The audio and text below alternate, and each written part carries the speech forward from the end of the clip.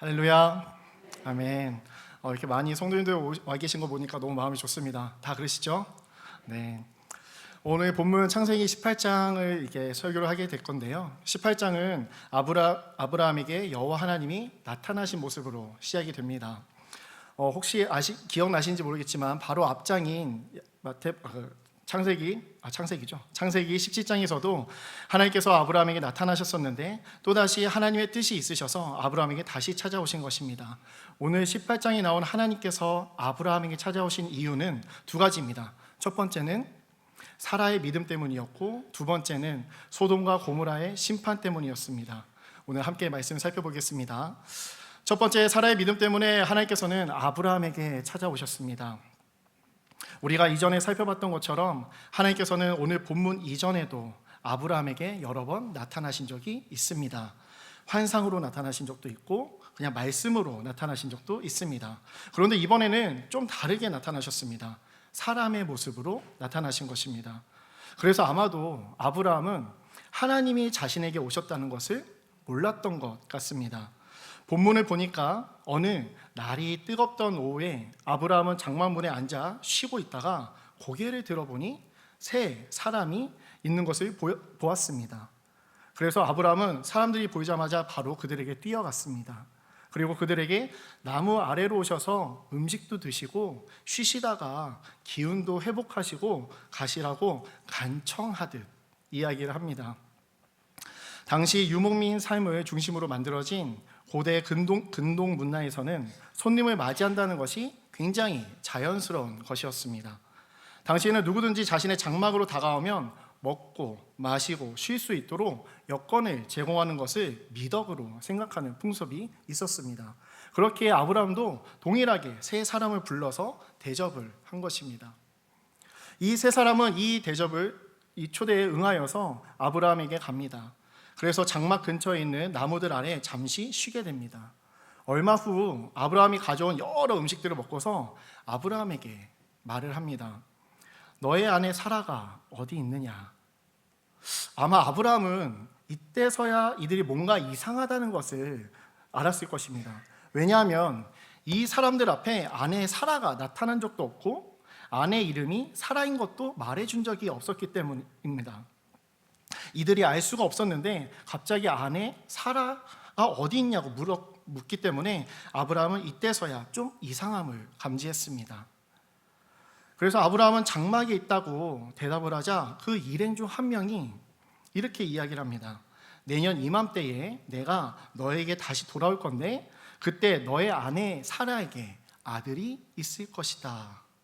그 말을 듣는 순간 아브라함은 이 사람이 여호와 하나님이심을 알게 되었습니다. 왜냐하면 말해주지 않았던 아내 이름이 사라인 것과 그리고 이전에 하나님께서 자신에게 여러 번 약속해 주셨던 아들 이야기를 하는 것은 하나님이 아니시라면 절대 할 수 없는 이야기였기 때문입니다.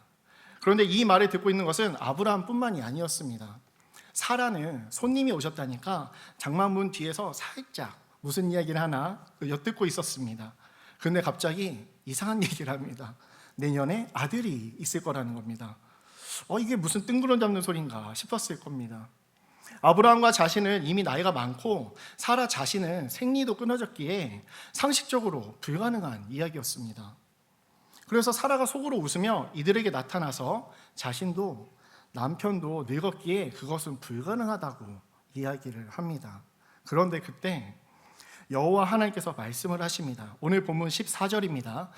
띄워주시면 함께 읽으면 좋겠습니다. 함께 읽겠습니다. 시작. 여호와께 능하지 못한 일이 있겠느냐? 기한이 이를 때에 내가 내게로. 아멘, 아멘. 여호와 하나님께 불가능한 것이 있겠냐며 반드시 이룰 것을 다시 약속해 주시는 겁니다. 이렇게 거듭 말씀하시며 약속의 말씀을 믿도록 하시는 하나님을 보며 성도 여러분들은 어떤 마음이 드십니까? 만약에 성도 여러분들께서 하나님 입장이시라면 어떤 마음이실 것 같습니까? 전지전능하신 하나님이 몇 번을 이야기하고 약속을 해줘도 안 믿고 심지어 비웃듯이 웃습니다. 사실 하나님께서는 믿지 않는 아브라함과 사라에게 더 이상 역사 안 하셔도 전혀 이상하지 않은 상황입니다. 그런데 오늘 본문 말씀을 통해 나타난 하나님의 모습은 참으로 인격적인 하나님의 모습입니다. 말 그대로 천지만물을 말씀으로 창조하신 하나님이십니다. 우리의 호흡도, 우리의 모든 상황도 단번에 하나님의 말씀 하나면 멈출 수도 있고 뒤바뀔 수도 있는 전지전능하신 하나님의 능력입니다. 그런 하나님께서 아브라함에게도 몇 번이나 오셔서 내가 너에게 아들을 줄 것이란다. 내가 너를 통해 여러 민족의 아버지가 되게 할 거야. 그리고 오늘은 사라에게 또 오셔서 상황과 환경이 아니라 나는 나의 뜻대로 역사하는 하나님이란다. 내가 너에게 아들을 줄 거란다.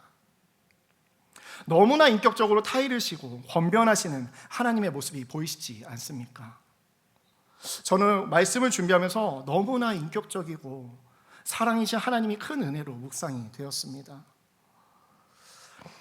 우리의 하나님은 인격적이신 하나님이십니다. 아멘 되십니까? 아멘.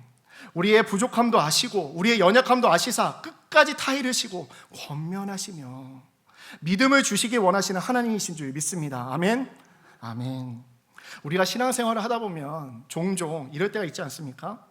하나님, 제 기도 응답해 주시면 하나님을 믿겠습니다. 하나님 뭔가 보여주시면 제가 믿겠습니다. 그런데 성경에서 보면 이것은 올바른 믿음이 아닙니다. 잘 생각해 보시면 우리가 보이는 것을 믿는 것은 믿음이 아니라 상식입니다. 그렇지 않습니까? 눈에 보이면 누구나 믿을 수 있습니다. 눈에 보이는데도 안 믿는 게 이상한 것 아닙니까? 그런데 성경에서는 우리가 믿을 때 하나님께서 역사하신다고 하십니다. 이것이 믿음입니다. 그렇습니다. 우리가 하나님의 능력을 보여주면 믿겠습니다가 아니라 믿음은 우리의 믿음이 선행될 때 하나님의 역사는 일어나는 것입니다. 아멘 되십니까? 아멘. 성경에서는 곳곳에 이와 같은 믿음에 대해 정확히 나와 있습니다. 마가복음 9장에 보면 귀신 들린 아이와 아버지 이야기가 나옵니다. 어릴 적부터 귀신에 들린 아이와 그 아버지가 예수님을 찾아옵니다.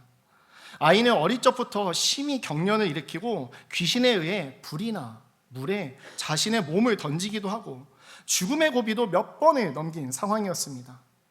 우리가 생각해보면 만약 우리 집 아이가 어릴 적부터 귀신에 들려서 툭하면 심하게 경련을 일으키고 불이나 물에 뛰어드는 것이 계속된다면 이것이 어디 사람처럼 살아갈 수 있는 상황이겠습니까? 지금 이 아버지는 오랜 시간 동안 자신의 아들을 보살피고 치료법을 찾느라 지칠 대로 지친 상황이었습니다. 그러다가 예수님이라는 분이 사람을 고쳐주신다는 소식을 듣고 찾아왔는데 때마침 예수님이 안 계셨던 것입니다. 그래서 제자들에게 고쳐달라 하는데 제자들이 아무리 노력을 해도 아무런 변화가 없는 겁니다. 그때 예수님이 그들을 찾아오십니다. 그러자 아이의 아버지가 이렇게 이야기를 합니다. 하실 수 있거든 도와주소서. 그러자 예수님께서 그 얘기를 들으시고 뭐라고 하십니까? 마가복음 9장 23절입니다. 함께 띄워주시면 함께 읽으면 좋겠습니다. 시작. 예수께서 이르시되 할 수 있거든이 무슨 말이냐? 믿는 자에게는 능히 하지 못할 일이 없느니라 하시니. 아멘. 아멘 되십니까? 아멘.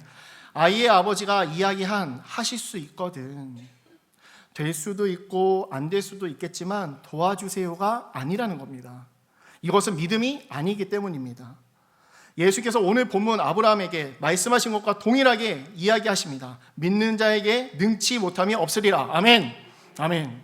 맞습니다. 우리가 신앙생활을 하다 보면 오늘 본문의 사라처럼 나이도 많이 들고 생리도 끊어져서 더 이상 상식적으로 임신이 불가능할 것 같은 상황에 처할 수도 있습니다. 방금 살펴본 마가복음 말씀처럼 오랜 시간 동안 실패만을 겪어오면서 더 이상의 소망을 갖는다는 것이 사치처럼 보이고 무의미처럼 보이고 미련해 보일 수도 있습니다. 하지만 하나님께서는 오늘 본문을 통해 우리에게 말씀하십니다. 우리의 상황과 환경을 보지 말고 나 여호와 하나님을 보아라. 상황과 환경이 크냐? 나 하나님이 크냐? 의심이 들고 넘어질 수는 있어도 천지만물을 창조하신 하나님께서는 능치 못함이 없는 줄 믿습니다. 아멘 되십니까? 아멘. 오늘 이 시간 모든 의심이 사라지고 넘어지고 낭망하였다 하여도 다시 믿음으로 하나님 바라보시는 우리 성도님들 되시기 주님의 이름으로 축복합니다. 아멘. 지난주에 복음의 전함이라는 단체의 대표인 고정민 장로님이 오셔서 너무나도 은혜로운 간증을 해주셨습니다. 잘 나가던 광고회사를 그만두고 복음을 전함이라는 비영리 단체를 세워서 복음을 증거하는 그런 간증을 해주시는데 참 많은 은혜가 됐었던 것 같습니다. 그 중에서도 우리나라 일간지에 하나님의 사랑을 광고하시고 더 나아가 세계에 하나님의 사랑을 광고하길 원하셔서 뉴욕 타임스퀘어에 광고를 하셨던 간증을 해주셨는데 아마 모두 기억하실 겁니다. 사람들이 뉴욕 타임스퀘어에 가장 많이 모인다는 12월, 1월 그 한복판에 복음 광고를 한다 하였을 때 주위 사람들이 다 말렸다고 합니다. 그 전에 일간지에 몇 천만 원을 들여서 하나님은 사랑이라는 광고를 할 때도 사람들 대부분이 잘했다가 아니라 미쳤다라고 했기 때문에 이번에 뉴욕에 광고를 한다 하니 당연히 예상되는 반응이었습니다. 당시 상황은 장로님과 단체에 광고를 할 수 있는 재정도 없었고 미국에 아는 교회도 하나 없는 정말 말 그대로 아무것도 없는 상황이었다고 하셨습니다. 그런데 장로님께서 하나님이 복음을 전하라고 하셨다는 그 말씀을 붙들고 뉴욕에서 수많은 사람들에게 복음을 전하고 싶다는 마음으로 믿음 가운데 추진을 하셨고 결국 그곳에 God is love, 하나님은 사랑이십니다 라는 대형 표지판 광고와 거리전도 1000여 명, 5개 국어 전도지가 10만 개가 배포되었다고 하셨습니다. 할렐루야, 아멘. 아마 이번 주부터 각 교구에서 지난주에 그 광고들이 복음 명한 신청을 받을 텐데 각 교구 목사님께 신청하셔서 우리 성도님들 모두 각자의 삶과 일터에서 복음의 역사, 믿음으로 하나님의 역사를 경험하시길 주님의 이름으로 축복합니다. 아멘. 오늘 본문으로 돌아와서 하나님께서 아브라함에게 찾아오신 두 번째 이유는 소돔과 고모라의 심판 때문이었습니다. 하나님과 두 천사들은 아브라함이 베푼 대접을 다 받고서 이제 소돔으로 떠나기 위해서 자리에서 일어났습니다. 그들을 배웅하기 위해서 아브라함도 함께 걸어갔습니다. 그런데 여기서 평소에 우리가 흔히 볼 수 없는 하나님의 모습이 나옵니다. 소돔으로 가시는 길에 여호와 하나님께서 아브라함에게 자신이 하려는 것을 숨기겠냐며 소돔과 고모라의 죄악이 심히 커서 이것을 확인하러 가신다고 굳이 말씀해 주십니다. 결국 심판을 하시기 위해 가신다는 말씀을 아브라함에게 해주고 계시는 겁니다. 우리는 이미 소돔과 고모라가 죄악으로 가득한 곳이고 심판을 받은 곳이라는 것을 알기에 좋지 않은 곳이구나라고 알고 있지만 사실 세상적인 관점에서 보면 그곳은 사람들이 살기가 굉장히 좋은 곳, 즐거움과 편안함이 가득한 곳이라고 생각하면 딱 맞습니다.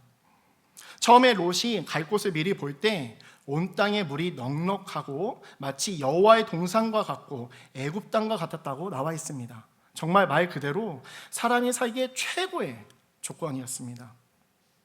요즘 우리가 흔히 쓰는 표현으로 엄청 핫한 뜨는 동네인 것입니다. 자녀들 교육 면에서나 돈을 벌기 위해서나 노후를 위해서나 최고의 지역, 그런 곳이 소돔과 고모라였던 것입니다.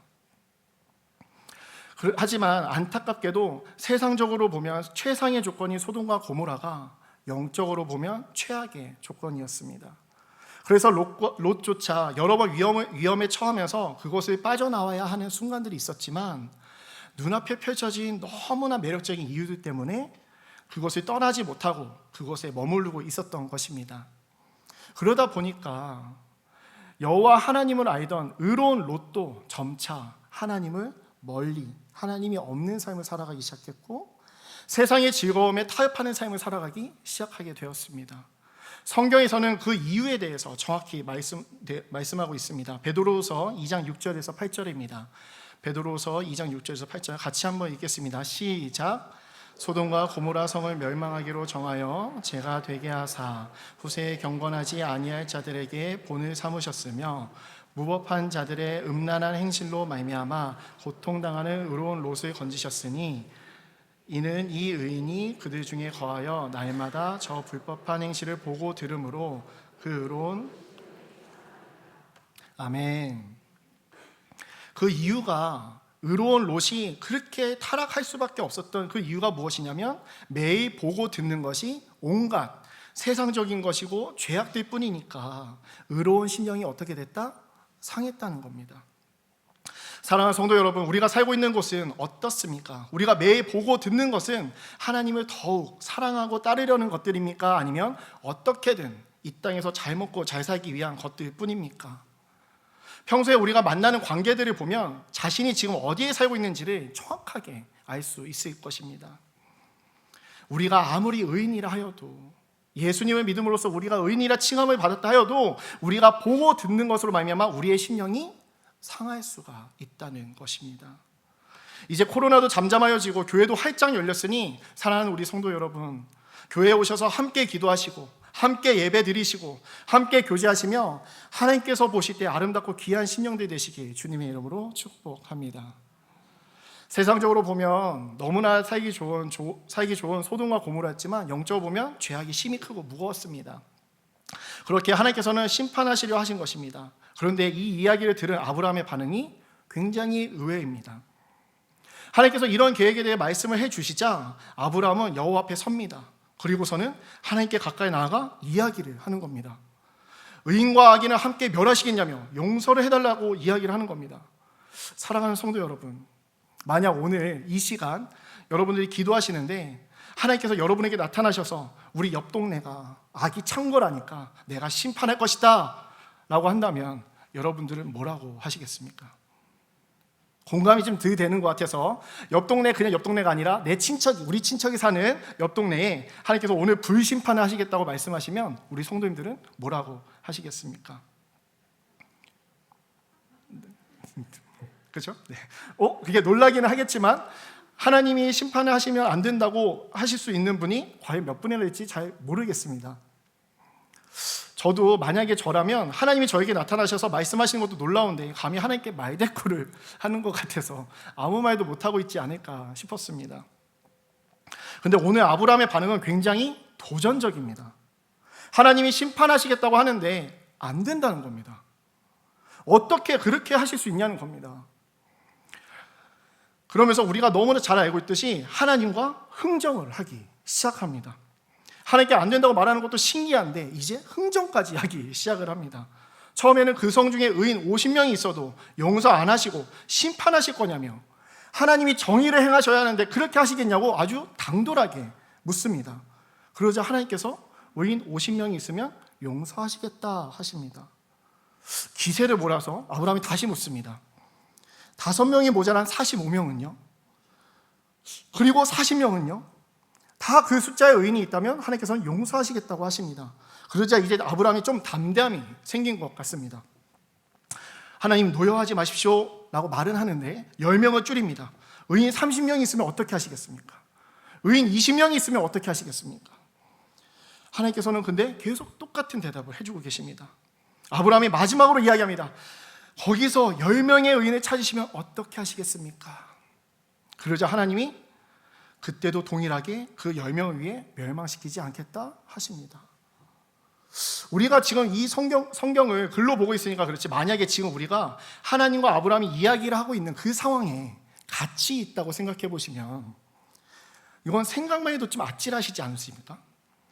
저는 하나님을 상대로 당돌하게 계속 숫자를 줄여나가는 아브라함을 보면서도 당황스러울 것 같고 또 그것을 말하는 대로 다 받아주시는 하나님도 신기할 것 같습니다. 그렇다면 이렇게 이야기하는 아브라함을 바라보시는 하나님의 마음은 어떤 마음이시겠습니까? 괘씸했을 것 같으십니까? 아닐 것 같습니다. 하나님은 아마도 아브라함이 고마웠을 것 같습니다. 하나님은 죄와 절대 공존하실 수 없으신 공의의 하나님이십니다. 아멘 되십니까? 아멘. 그렇습니다. 하나님은 죄를 싫어하시고 죄와 함께할 수 없는 죄를 심판하셔야 하는 공의의 하나님이십니다. 그런데 동시에 하나님은 사랑의 하나님이십니다. 죄는 미워하되 죄는 끝까지 사랑하시고 모든 사람이 죄로부터 돌이켜 구원받기 원하시는 사랑의 하나님이십니다. 아멘 되십니까? 아멘. 공의의 하나님과 사랑의 하나님의 모습이 가장 잘 나타난 것이 바로 예수 그리스도의 십자가입니다.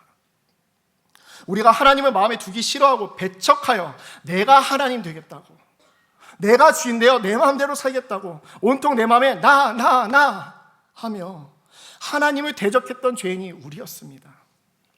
그래서 하나님의 공의에 의해서 우리는 죄의 결과로 죽어서 지옥에 끌려가는 것이 마땅했습니다.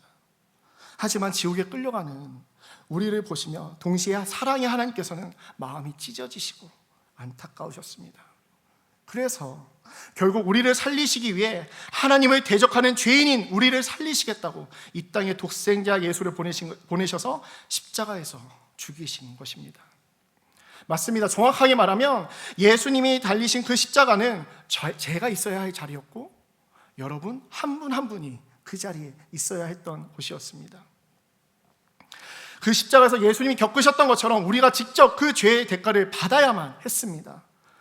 하지만 이것은 공의의 하나님이시기에 절대 타협이 없기 때문이었습니다. 하지만 이와 동시에 공의의 하나님이시자 또한 사랑의 하나님이시기에 우리를 살리시려고 누군가는 그 죄의 대가를 치러야 우리를 구원할 수 있기에 삼위일체 하나님께서 결정하신 방법이 아무런 죄가 없으신 예수께서 우리 대신 십자가에서 모든 죄값을 담당하신 것입니다. 우리를 살리시겠다는 그 사랑 때문이었습니다. 할렐루야. 그런 관점에서 보았을 때 하나님께서 지금 아브라함을 만나 자신의 계획을 말씀하셨습니다.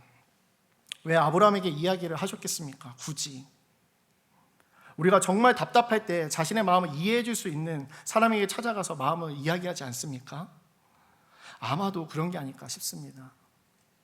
성경에서는 하나님께서 아브라함을 친구라고 칭했다고 말씀하십니다. 하나님은 소돔과 고모라의 죄악이 가득하다는 것을 아셨습니다. 그렇기에 공의의 하나님은 그 땅을 심판하셔야 했습니다. 하지만 동시에 사랑의 하나님은 어떻게든 그 땅에 있는 사람을 살리고 싶으셨습니다. 죄는 미워하되 죄는 끝까지 사랑하시는 하나님이시기 때문이었습니다. 그렇게 심판을 하셔야 하지만 그럼에도 심판받을 영혼을 생각하시며 찢어지게 아파하시는 그 하나님의 마음을 아브라함은 하나님께 용서를 간구하며 숫자를 줄여가며 간구할 때 마치 하나님의 마음을 알아주는 것 같은 아브라함의 고백이라고 생각되지 않았겠습니까? 이것이 하나님께서 아브라함을 친구 삼아주시고 믿음의 조상으로 세워주신 이유인 것입니다.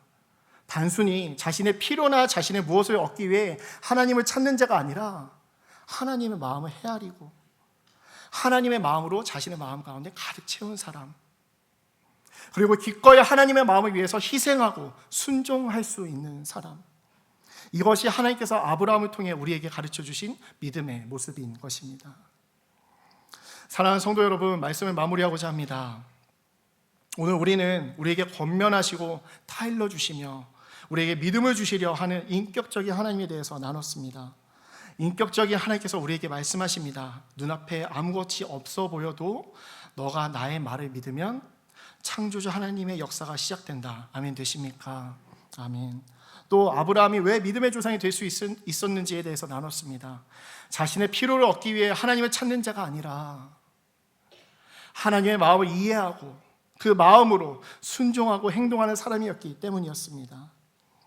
하나님께서는 오늘 이 시간 예배드리시는 모든 성도님들이 아브라함과 같은 믿음으로 세워지시기 원하십니다.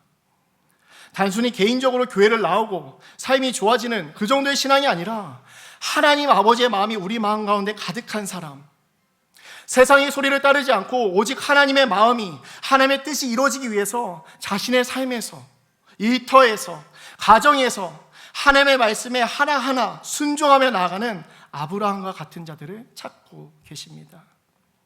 사랑하는 성도 여러분, 오늘 예배드리시는 분들께서 하나님이 찾으시는 그 사람이 되어주실 수 있으십니까? 세상 사람들은 다 소돔과 고모라를 쫓고 점점 하나님을 잃어가지만 그럼에도 끝까지 하나님의 마음이 가득하여 하나님의 뜻을 나타내는 예배자가 되어주실 수 있으십니까? 오늘 예배드리시는 모든 성도 여러분들께 하나님의 마음이 가득 부어져서 하나님이 찾으시는 믿음의 사람이 되시기 주님의 이름으로 축복합니다.